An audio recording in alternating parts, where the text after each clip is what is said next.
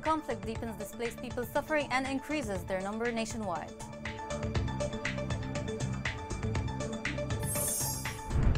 The United Nations warns that millions of Yemenis are food insecure.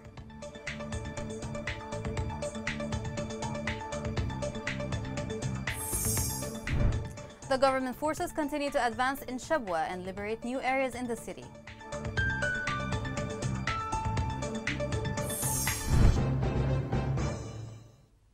Welcome to Yemen Today TV. This is the English news with me, Rana Swalem.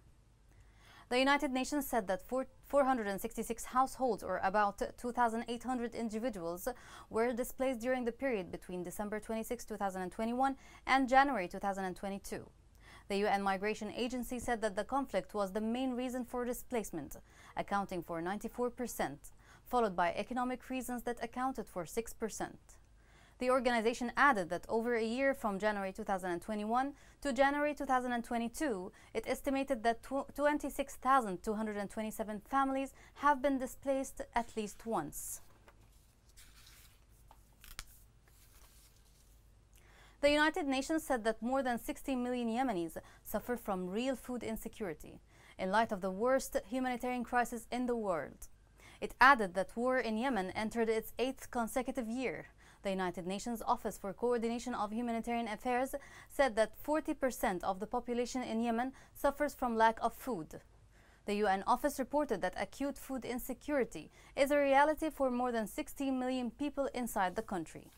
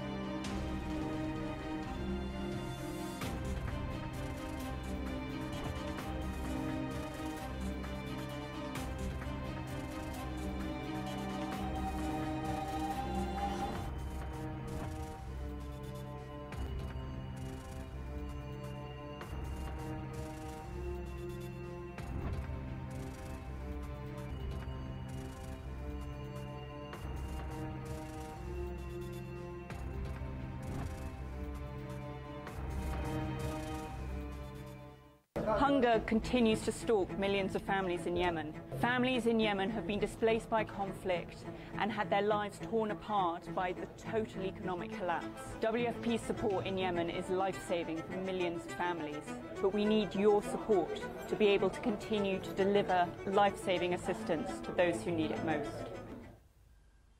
Yemen remains the world's largest humanitarian crisis. Despite efforts of international aid agencies to help alleviate the situation, more than 20 million people, which represent 2/3 of the population, are food insecure and need urgent assistance. More details on the story are in the following report. From January, affected families will get barely half the daily minimum ration from the UN agency. The 5 million Yemenis at immediate risk of slipping into famine conditions will remain on a full ration for now. The WFP warned that its food stocks were dangerously low and that more severe reductions would soon be unavoidable. Donors have pledged only $3.2 billion of the $5.64 billion requested by UN agencies for the humanitarian aid effort in the war-torn country this year. The World Food Programme needs $1.19 billion to continue to assist the more vulnerable until May, and $2.89 billion to help those on the brink of famine throughout 2022. Every time we reduce the amount of food, we know that more people who are hungry and food insecure will join the ranks of the millions who are starving, said Corinne Fleischer, the WFP's regional director for the Middle East and North Africa. Without new funding, the WFP could be forced to cut people from food assistance programs completely. Malnutrition treatment and food supplies for children may also be reduced. According to the WFP, half of all families, about 16 million people, are now affected by inadequate food consumption, with the devaluation of the Yemeni rial and hyperinflation driving the economy to near collapse. Food prices have more than doubled across much of the country this year, while fighting across multiple front lines has displaced tens of thousands of people. Yemen has been devastated by conflict that escalated in 2015.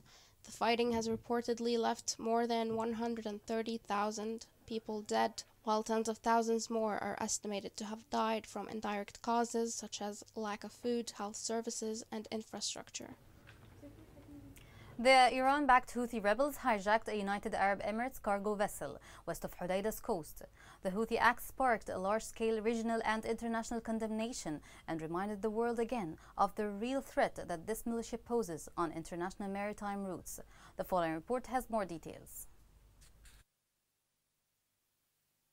The Iran-aligned Houthi rebels hijacked a United Arab Emirates-flagged cargo vessel which the Saudis said was carrying hospital equipment.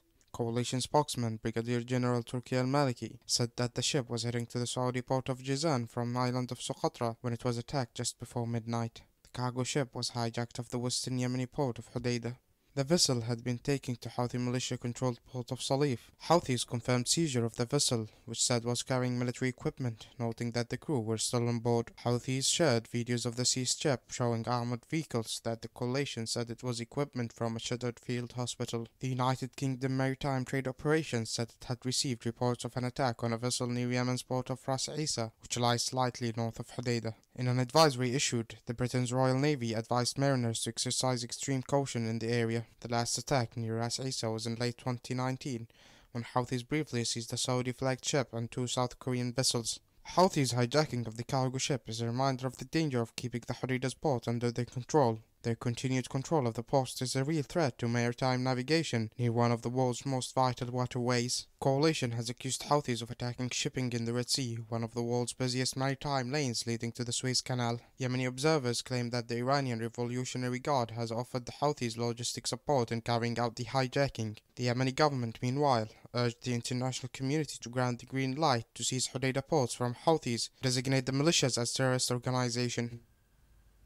The relationship between Iran and terrorist groups in the region like Hezbollah in Lebanon and Houthi rebels in Yemen is deepening. Houthi rebels are repeatedly helped by their Iranian allies, who support them with arms and even drugs.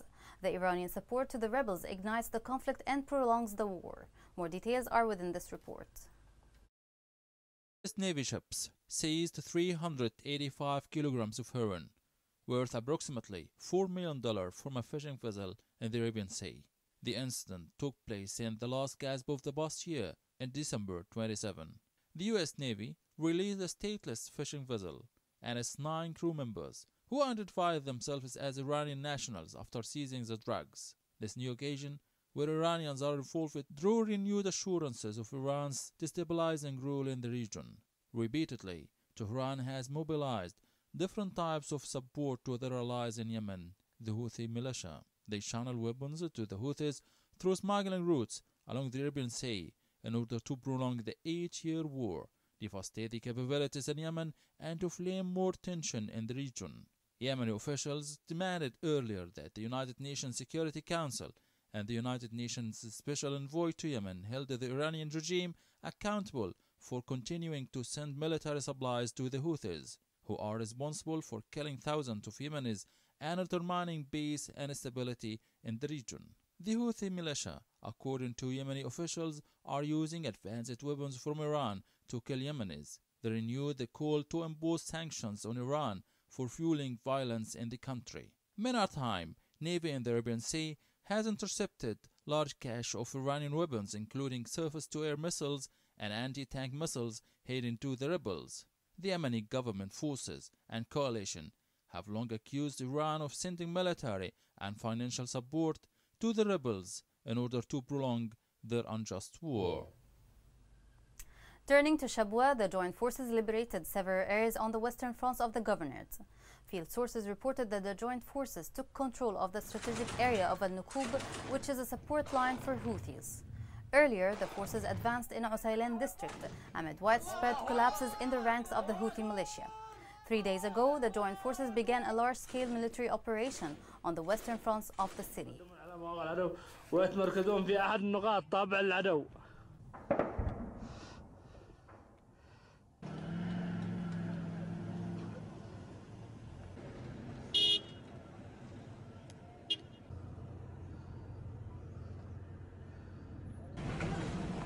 الله أكبر عام الأبطال في مفرق النقوب. الله أكبر الله أكبر. دقت وشوارع مدينة. To that end, the coalition said hundreds of Houthi militants were killed in airstrikes in Shabwa and Ma'rib. In a statement, the coalition said it carried out more than 40 operations targeting the Houthi militia in the governorates. It reported that airstrikes killed more than 240 terrorist Houthis and destroyed 30 military vehicles in Shabwa and Ma'rib.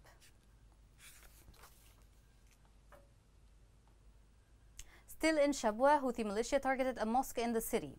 Local sources said that the terrorist Houthi militia launched a ballistic missile on Usaylan district west of the governorate.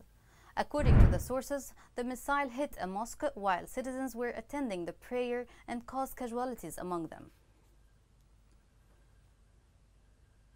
A team from Doctors Without Borders arrived to Shabwa Governorate to support Atak Hospital. The team helps the hospital to respond to wounded patients arriving from frontline areas in Usaylan district. It's said that 39 wounded patients have arrived within only 1 day. MSF medical team is providing medical supplies and training for Atak hospital staff. In Ma'rib, government forces backed by resistance regained sites during violent battles, during which the Iranian Houthi militia suffered losses in equipment and lives in southern France. Sources reported that the government forces launched an attack, liberating several sites where the Iranian militia was stationed.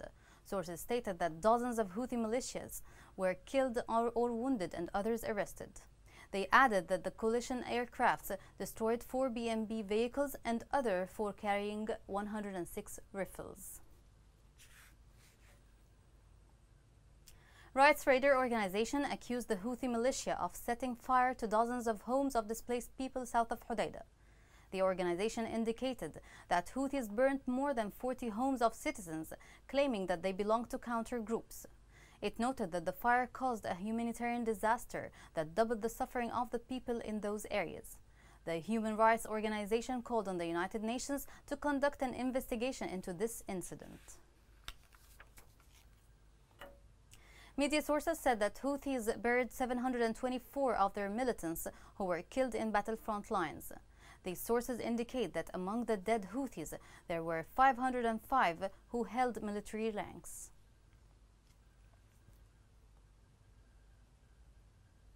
Coming next. Heist Castle, a historical site, eroded in state negligence.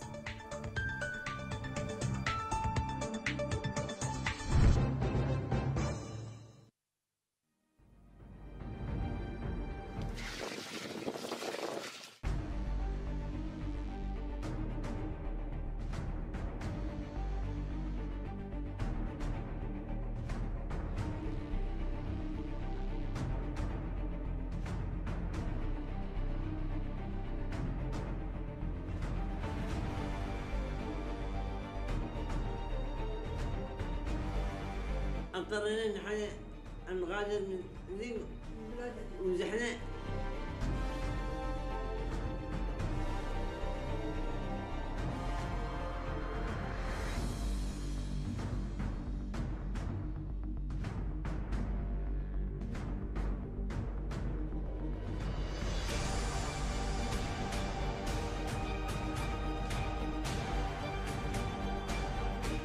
الله يستنقذكم يا محويتني. الله يستنقذ.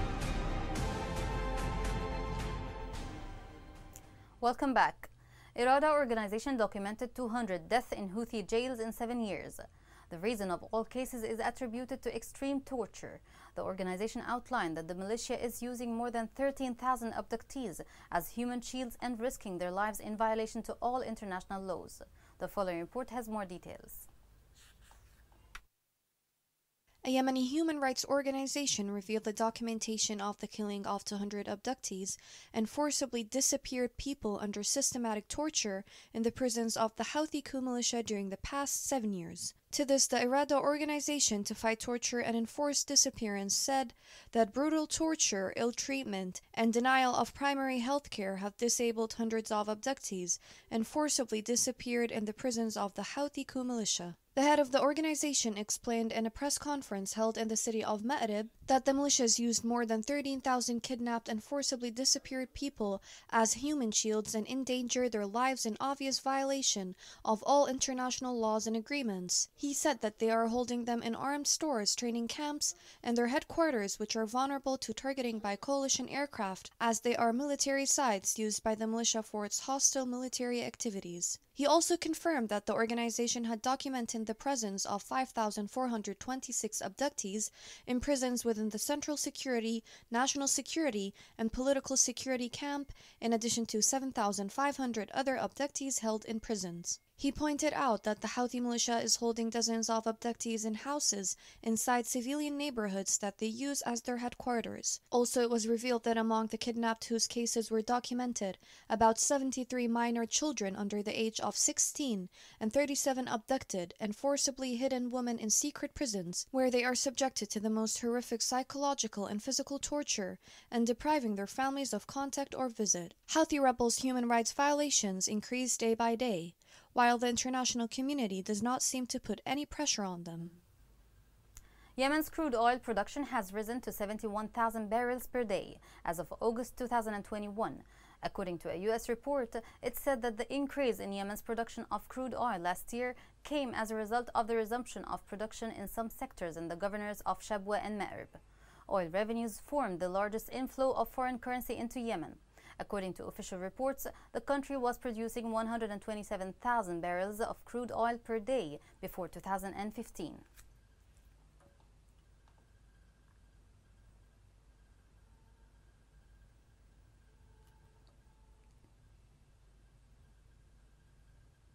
History and civilization are main features in Yemen. The country is known for its great past and historical monuments. One of these landmarks is the castle of Hais in Hudaydah. Yet such a historic site has been neglected by the government. This made locals misuse the castle, which resulted in gross distortion to it. The following report has more details. The historic Hais Castle, which was built during the era of the Rasul state and represented an important historical feature of the history and civilization of the city, was exposed in the early 70s due to the careful neglect, and today the people are breaking in of it and building the foundations in preparation for the construction of houses on its ruins. These are touristic and historical sites in Hais. In this area, the foundations were built in the era of Emirate state. Then the Hais castle was built in the Ottoman Empire. But despite this historical castle, the new generation does not take care of the historical monuments in Yemen. As you can see, I stand in front of this historical Hais castle. Hais historical castle that was mentioned in all historical books. The castle is being broken purposely. I drew this castle as an art house manager to save the history of this castle.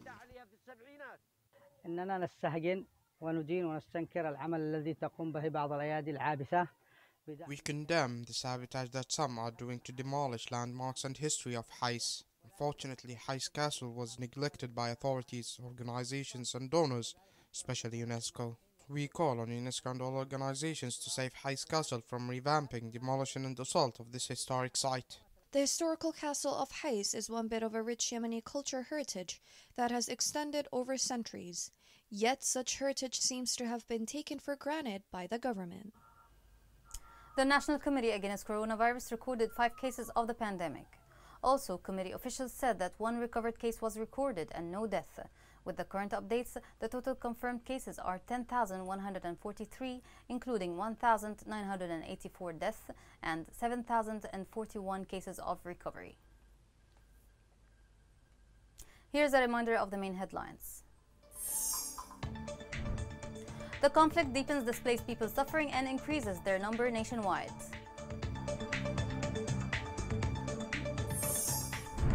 The United Nations warns that millions of Yemenis are food insecure.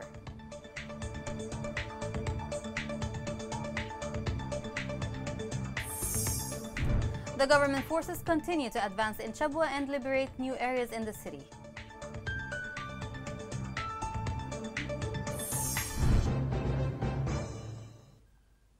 This is the end of the news. For more, follow us on Facebook, Twitter, and YouTube. Thank you for watching. Have a great day.